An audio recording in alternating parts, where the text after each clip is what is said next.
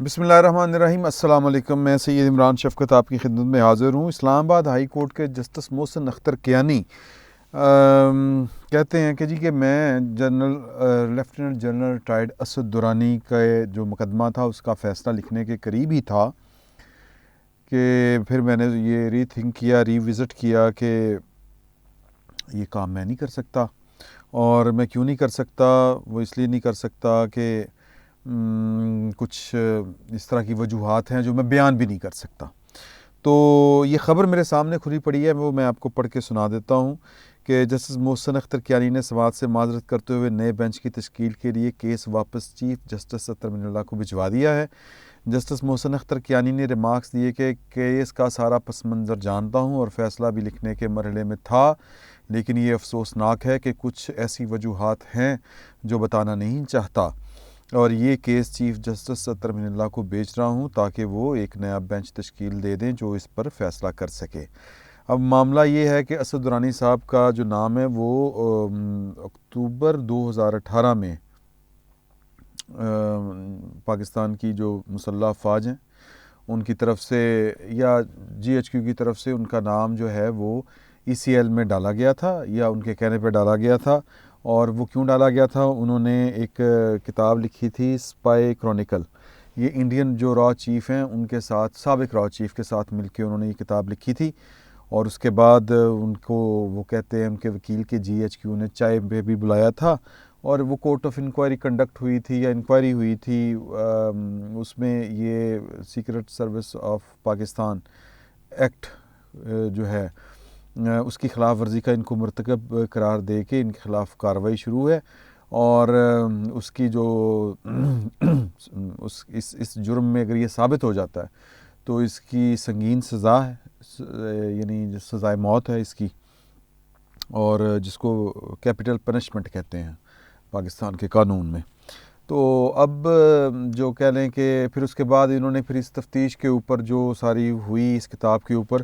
اس کے اوپر انہوں نے ایک افسانوی سی افسانے کے سٹائل میں کتاب لکھی تھی جس کا نام تھا آنر امنگ اسپائز، جس میں انہوں نے سب جتنے کریکٹر ہیں پاکستان کے، نواز شریف سے لے کے عمران خان، جنرل قمر جاوید باجوہ سے لے کے D G I S I تک، اور جنرل بیگ، اور مطلب بہت سے لوگوں کے انہوں نے نام جو ہیں وہ افسانوی رکھ کے تو ایک پوری کہانی لکھ دی ہے، اور پھر اسپیکولیٹ بھی کیا ہے چیزوں کو۔ تو پاکستان میں تو اس طرح کی چیزیں جو ہیں وہ بھی پاکستان بہت پیچھے ہے اس طرح کی جو لبرٹیز میں، کہ آپ یا قوت برداشت میں، یہاں پہ صرف بات کرنے پہ انہوں نے تو کتاب لکھ دی، بات کرنے پہ بھی جو ہے وہ ٹینشن ہو جاتی ہے۔ تو اب جسٹس محسن اختر کیانی صاحب جو بتانا نہیں چاہ رہے، اگر تو وہ خالی کہہ دیتے کہ یار کہ میں چند ناگزیر وجوہات کی بنا پہ میں جو ہے وہ یہ کیس نہیں سن سکتا، تو اب وہ کہتے ہیں میں فیصلہ لکھنے کے قریب تھا، پھر وہ کہتے ہیں کہ وہ چند افسوسناک قرار دے رہے ہیں کہ کچھ وجوہات ہیں جن کو میں بتا بھی نہیں سکتا۔ اب یہ پاکستان جو ہے وہ آپ یوں سمجھے کہ پاکستان جیسے ملک میں بات کا بتنگڑ بھی بنتا ہے، اور پھر یہ کہ جب بات کا بتنگڑ بنتا ہے تو اس کے پیچھے بھی ایک لاجیکل ریزن ہے کہ پاکستان میں عجیب قسم کی انہونیاں ماضی میں ہوتی رہی ہیں، تو اس لیے لوگوں کو بات کرنے کا موقع ملتا ہے یا غلط انداز میں سوچنے کا موقع ملتا ہے۔ اب جسٹس محسن اختر کیانی نے جو کچھ نہ کہہ کے بھی کچھ کہہ دیا ہے، تو وہ باتیں اشارے سارے اس طرف جا رہے ہیں، اور کہا جا رہا ہے کہ کہ دباؤ ان پر تھا۔ پھر وہ مطلب ماضی کی اگر مثال دی جائے کہ ان کی بات کیوں ہمیں لگتا ہے کہ اس طرف جا رہی ہے، تو وہ مجھے جو میں بار بار ذکر کرتا ہوں کہ کس طرح کر کے مداخلتیں ہوتی ہیں۔ Justice Ijaz Ahmed Chaudhry chief justice Lahore high court کے چیف جسٹس تھے، وہ سپریم کورٹ میں بھی رہے، انہوں نے پھر کہا کہ وہ دو باتیں انہوں نے بڑی خوفناک بتائی تھیں۔ ایک یہ کہ جب جاوید ہاشمی نے پریس کانفرنس کرتے ہوئے کہا کہ نواز شریف کو ایک کوئی جج اتارے گا، تو پھر وہ کہتے ہیں کہ اس وقت کے چیف جسٹس سے تو مجھے یہ امید نہیں تھی، تو انہوں نے ایسا نہیں کیا، لیکن پھر آپ دیکھیں کہ سپریم کورٹ نے ہی نواز شریف کو اتارا۔ یہ اشارہ تھا کھلا کہ یار کہ وہ کسی کے کہنے کے فیصلے ہوتے ہیں اور پلان کر کے ہوتے ہیں۔ پھر دوسرا ان کا ذکر تھا کہ کس طرح ججوں میں انڈکٹ کروانے کی، بینچ میں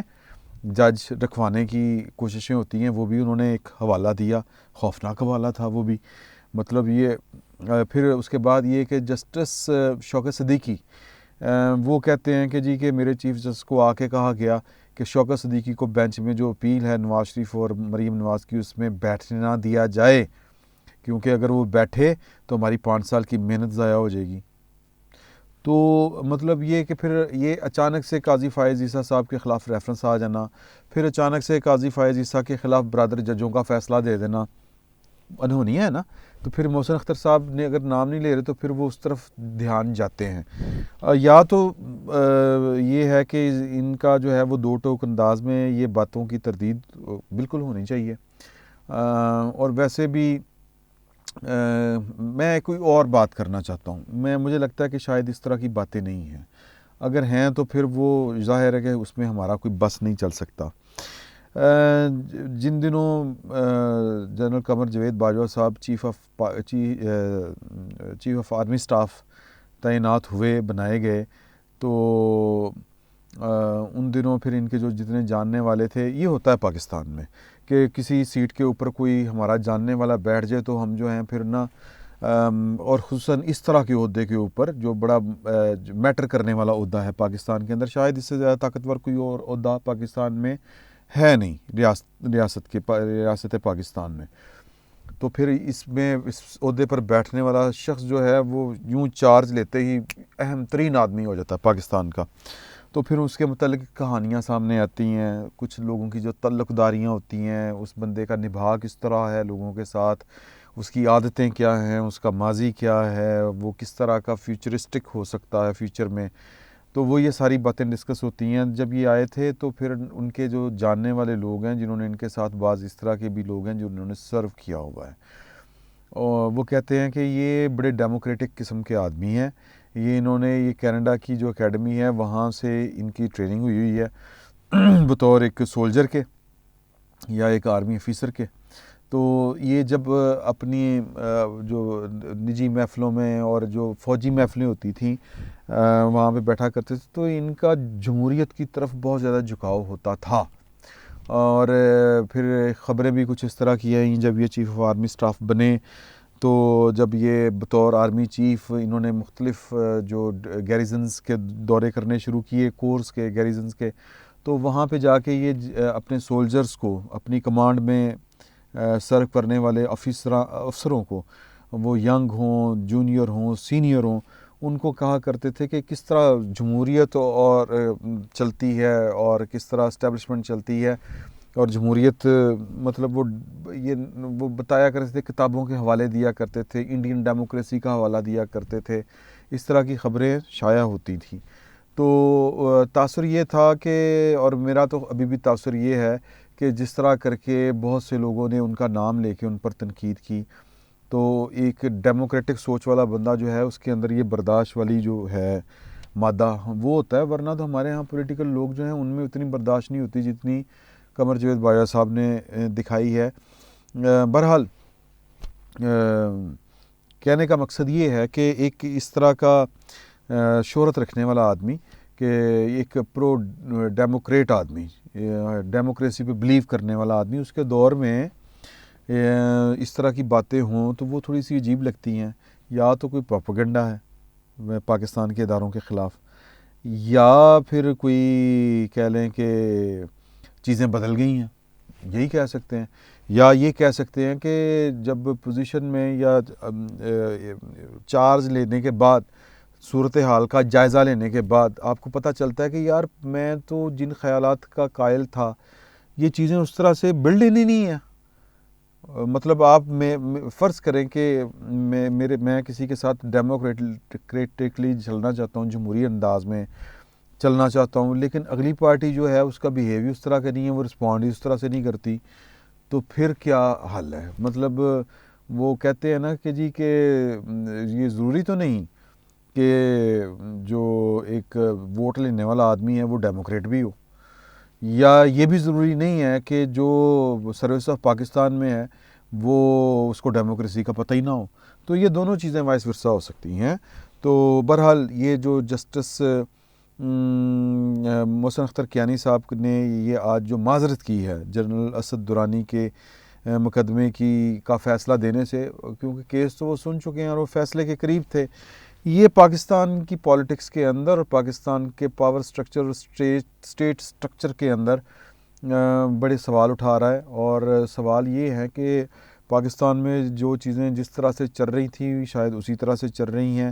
ہماری یہ خام خیالی ہوتی ہے کہ یار کہ نہیں یہ ہو رہا ہے تو اس کا مطلب یہ ہے کہ معاملات ٹھیک ہو رہے ہیں، یا معاملات جو ہیں وہ اپنی سمت تبدیل کر چکے ہیں، یا یہ کہہ لیں کہ اگر کہیں پہ کوئی سمت غلط تھی وہ سمت درست ہو چکی ہے. تو شاید اس طرح کی باتیں جو ہیں وہ ہیں نہیں. پریکٹیکلی جو چیزیں وہ مختلف ہیں اور جو زبانی کلامی ہوتی ہے وہ مختلف ہیں. محسن اختر کیانی صاحب جو ہیں انہوں نے فی الوقت تو وجوہات بتانے سے گریز کیا ہے، اجتناب برتا ہے. بہتر ہوتا بتا دیتے، لیکن آگے چل کے ظاہر ہے کہ یہ جو چیزیں ہیں یہ راز نہیں رہتی، آگے چل کے کھل جاتی ہیں. ایک وقت آئے گا کہ محسن اختر کیانی صاحب خود بتائیں گے کہ تب معاملہ کیا تھا، یا ہو سکتا ہے کہ کوئی اور کسی اور طرف سے کوئی بات سامنے آئے. تو بہرحال جو بھی ہے یہ جو آنے والا وقت ہے وہی آج کے یعنی عہد حاضر کا بہتر جو منصف ہوتا ہے وہ آنے والا وقت ہوتا ہے. تو خیر دنیا اس فارمولے سے نکل چکی ہے اور وہ کوشش کرتی ہے کہ آج کا کام کل پہ نہ چھوڑا جائے، یعنی وقت پہ نہ چھوڑا جائے. جو آپ اچھا کر سکتے ہیں برا کر سکتے ہیں، جو آپ کو ٹھیک لگتا ہے وہ آپ کریں اور اعلان کریں. تو بہرحال امید ہے کہ پاکستان کے جو ریاستی ٹیڑھ پن ہے وہ جلد ختم ہوں گے، اور ہم نے وقت کے ساتھ چلنے کی کوشش بھی کریں گے، اور جو چیزیں ہم نے ماضی سے نہیں سیکھیں وہ امید ہے کہ وہ ہم سیکھ کے چلیں گے. فی الوقت اتنا ہی. بہت بہت شکریہ.